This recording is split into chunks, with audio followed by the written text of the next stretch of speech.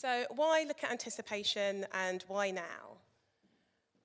We wanted to explore the idea that we're living in an era of eventification. It very much seems like we are feeling, when we spoke to people, people really do feel that they're celebrating more life events with more intensity than ever before. So all the way from, you know, child graduations, pet birthdays, gender reveals, all of these things that were previously private, a bit more low-key, are definitely a lot more out in the open and being felt more intensely. And we've never had access to so much so immediately. So whether that is on-demand video and audio, the growth in that over the last 5 years kind of speaks to that, but also we expect to have anything delivered to us at any time, often within minutes. So that's the context. That was kind of that cult of immediacy, that if everything is special, is anything special? That was what we really wanted to unpick. So once we started to kind of explore this particular topic, we saw that we were actually making more anticipatory searches than ever before. So if you look at Google searches of how long till, that's grown by 85% between 2020 and 2025. If you look at the famous psychology marshmallow experiment from the 70s, that's an experiment where children were put in a room with a researcher, they were given a marshmallow, they were told they could eat it then and there and get that one treat, or if they waited until the researcher left the room and came back, they would be given a second treat. And what that study showed at the time is that we as human beings do have the ability to delay gratification. But what's really interesting is that experiment was repeated over the next 50 years, and those scores actually increased over time. So actually, it appears that our ability to delay gratification has increased rather than fallen. In our own bespoke study, we saw that actually 1 in 4 of us believe that the build-up to eagerly anticipated events has increased over the past 5 years, compared to 1 in 14 who believe that the events themselves are more enjoyable. And so actually we could see that anticipation hasn't really eroded, it's kind of evolved. So it's kind of moved from the collective to be more collective and individualized. It's gone from the long term to both the long and short term, and it's including micro as well as major moments and events. And we really believe, building on the work that we did last year on optimism, that anticipation plays a key role in our well-being. So with only 25% of us optimistic about the future of the world around us, and 76% of us saying that we need something to look forward to during difficult times, you know, can play a really key role in kind of giving us something to cling on to and be positive. So actually for us at PhD, we could see that anticipation is as prevalent, as powerful and compelling and necessary as ever before. Okay, do I need this one, or can you hear me with this one? I need this one. I was fearful that would happen because I feel like I'm in a karaoke bar holding a microphone like this, so I will try to withdraw myself from singing. And I'm going to talk to you about what is anticipation. So you're probably all sitting there thinking, I know what anticipation is, I feel it all the time.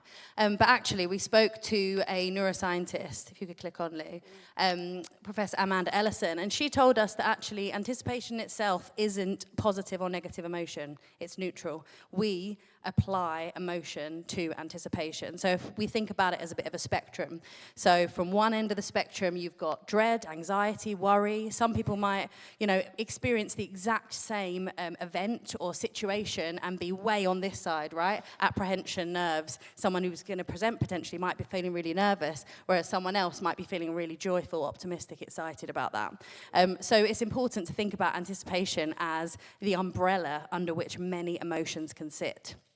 We also learned through our qual that anticipation isn't kind of a before and after. It's not a, I'm going to do this thing, and then the event happens, and then it's done. It's actually much more of a cycle. So if we start at the beginning of this, we think about the trigger. So that might be the moment one of your friends texts you saying, should we get those Celine Dion tickets? Or, you know, something else happens in your life that triggers something is going to happen in the future. Then we hit our build-up. So this is what we call the most active stage. It's both cognitively and emotionally active because we'll be doing our thinking. We'll probably be doing our overthinking. We'll be planning. We'll be talking to our friends about what's coming up. Then we'll hit peak anticipation. I experienced this just before I started talking, realizing whether I'd have to use this microphone or not. But that is what happens in the final moments before. And then reality happens. So it was really nice in our call how people described this as almost anticipation collapsing in on itself as you have to, you know, kind of bring it together, whether this is meeting my expectations or not. Is this event going to stand up to what I thought it was going to do? And then actually the really important stage of this is reflection. So that might be sharing things, that might be reflecting on the event, because the reason that becomes cyclical is that really informs what happens the next time you go through a similar process. We are constantly being shaped by our experiences. And the other lens we looked at anticipation by is a kind of from a neuroscience point of view. So what we learned is that actually dopamine hits us before the reward itself. So some of you might have heard this before. This study was originally done with monkeys, and when they gave monkeys juice for the first time, and they had the juice, that was when their dopamine spiked. They didn't know what it was before, and when they had it, they were like, oh, this is good, this is interesting. Every time they were given juice after that, their dopamine spike happened when they saw it, before they even got it. It's why when you decide you're not eating a Krispy Kreme, but then you walk past Krispy Kreme and you see it, you think, oh, I might actually have one of those, I fancy that. That's because your dopamine spikes in anticipation, not at the reward itself, which is really interesting. In our study, we did a lot of behavioral science experiments. We're not going to get to show you them all today, but I wanted to just give you one little teaser. We got people on the streets, 35 people across London, Manchester, and Birmingham, to do these experiments. One of these was giving people their incentive. So it was £10 up front. So either we said, here's your incentive, it's a tenner, can you take part?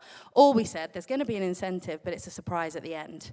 Now, unsurprisingly, when people were given £10 for a few minutes of their time, they were happy either way, they were excited either way. But the people who got it after and had to anticipate it had higher happiness, higher excitement. What was really interesting, though, was their emotional response. So I'm going to show you a little video that kind of just brings this to life.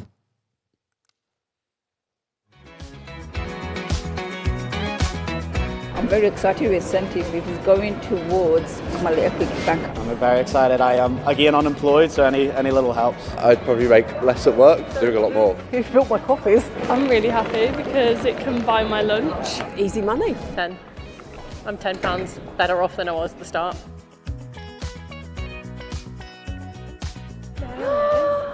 Oh God, thank you. A tenner? Are you sure? There you go. Thank you very much. Oh, that's very nice. I'm very happy. I'm overwhelmed. Oh my God.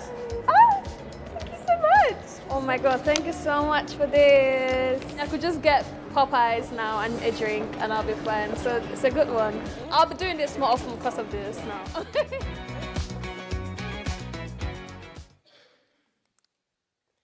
So Professor Amanda Ellison, she's one of the experts that we spoke to for this study. She basically told us that anticipation allows us to plan for different scenarios, different outcomes, you know, that there's a really thin line between anticipation and control.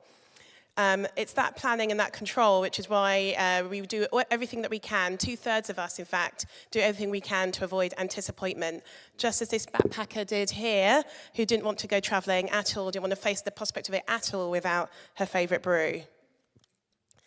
We asked people what media releases they were looking forward to this year in 2026. 74% said that they were looking forward to media releases, with films topping the list. And we asked them to kind of tell us what those things were. As you can see, this is non-exhaustive, by the way. This is just a very small selection of some of the really wide range of media releases people were looking forward to in the year. You know, from a radio perspective, the proms, but also with films. We saw Wuthering Heights on the previous slide, but Toy Story 5, things like Bridgerton for TV, and so on. But as been alluded to earlier in the day, we can't not mention the World Cup. Definitely, you know, a huge proportion of people looking forward to arguably the summer's biggest event. Okay, so we've understood a bit about what anticipation is, what we're likely to anticipate, but one of the areas we really delved into with this project is what drives anticipation and what dampens it. So we're not going to have time to go into loads of this today, but we wanted to understand, so what are the anticipated events, what are the drivers that drive that most? So there were 4 areas that we looked into, and we worked with Richard Shotton to define which areas of behavioural science we could apply to this, and then understand which drivers might be having the biggest effects. So I'll talk talk through each of them very, very briefly. The first is expected outcome. So our experiences are often shaped by what we expect to happen. The second is timing. So for positive events, you know, people prefer to delay them and experience anticipation. We saw an example of that earlier. The third is scarcity. We value things more when they're scarce. And the fourth is we experience emotions more intensely with others, and that is true of anticipation as well. So when we looked at expected outcome, we actually did an experiment where we got people to sniff the same perfume, a £7 one called Pheromone from Amazon. But actually, we told some people it was worth £100 and some it was worth 20, and their responses were drastically different because anticipation creates an emotional blueprint of what you expect to happen. And the same outcome can feel radically different. Also, the greater the anticipation, the higher the stakes. That's why Game of Thrones rated 4 point something on IMDb for its last episodes, because actually, you know, anticipation sets the ceiling, but it also sets the floor. When it comes to timing, we use timing to create or reduce anticipation. So in an experiment we did here, we found that people prefer to push anticipated events a bit into the future to really look forward to them and to plan and you know, really enjoy them. They also really want to push anything negative way into the future. So we found that people want to push dreaded or negatively anticipated events way into the future so that reduces that psychological weight. Scarcity is probably the most powerful driver there is, in that it makes us reprioritize what is urgent. We see it when, you know, in COVID, when there was a lack of toilet roll, everyone kind of lost their minds. We see it Black Friday when people were fighting in the car parks over a TV that was actually the same price the week before. But we've created this environment of real kind of scarcity and real motivation. So it feels much more intensified when our access to something is scarce. Misuse of scarcity can damage trust. I think that's something for us all to remember, but the idea that something is rare can be a real driver of anticipation. And then finally, shared experiences. So anticipation for an individual can be quite fragile, but when you're experiencing that with a group, things like communicating in your WhatsApp groups or looking forward to something collectively, that can really heighten anticipation and kind of feed itself through rituals and conversations, which helps to, you know, kind of extend the life of anticipation, if you will. So why does anticipation matter to brands? In our quant survey, we asked about a plethora of different eagerly anticipated events, actions and happenings, so covering life, seasonal, everyday actions, but we deep dived into 4 specific areas. So for a special occasion, we looked at going out for a celebration. For a leisure event, we looked at holidays. For a life event, we looked at moving home. And for a seasonal event, we looked at Christmas. And we asked people what they did in the run-up to each of these events, and crucially, what they spent money on across different categories. So we haven't got the time, unfortunately, to take you through the detail of that. But we very much saw that, one, there were really powerful anticipatory emotions that brands can tap into for each of those events. And crucially, that, you know, anticipation stimulates spending. So for every £100, we calculated that Brits spend, on average, an additional amount of money across different categories in these areas. So to conclude, anticipation pays, and that for our brands at PhD, that there's an opportunity for them not only to have a presence around eagerly anticipated events themselves, but also all of those actions and mini events and whatever else is happening in the run-up to those big events. So how can brands utilize anticipation? We identified that brands could either generate, harness, or meet anticipation, but with regards to a role for paid media, it's really just these 2, so that's what we're going to focus on today. So generating anticipation, this is where brands can generate anticipation for their own product and service. And we identified 2 types that they can typically generate. There's fandom fuel, where you're appealing to a community or a really passionate niche audience. So if you think of the likes of those who are really into a particular video game or luxury fashion. And then there's mass momentum, and that's where brands really need broad and mass reach in order to achieve commercial success. So that could be a fast food product or a mainstream film. And so there are 4 key ways that brands could generate anticipation, tapping into those 2. There's brand crumbing, where you could use timely reveals to tease and not tell. There's unexpected novelty, where you can use stunts and hijacks to delight and surprise your audience. There's personalized engagement, where you use data in order to tap into what people are looking forward to. And then there's signaling significance, where the media itself is the message, and you're using large fame-driving formats in order to achieve that excitement. And so we've got an example here, a really lovely example of unexpected novelty, I would say, for generating anticipation. Netflix really wanted to generate anticipation themselves for the launch of Stranger Things 5 last year, so they partnered with Global.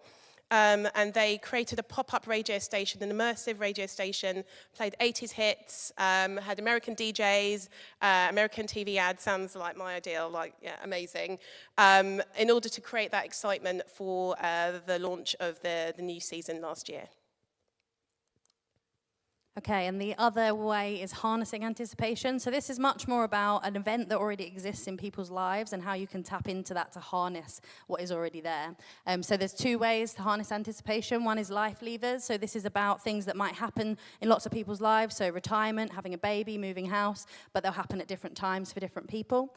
And the other one is culture crash. So this is about big events that happen for all of us at the same time. So it might be the World Cup, it might be the Olympics in LA. This is about, you know, how you can harness that momentum that's already going on there. So there's 4 ways that we talk about harnessing anticipation. The first being elevate the weight. So we learned that timing is really important. Actually tap into that with relevant comms in key moments.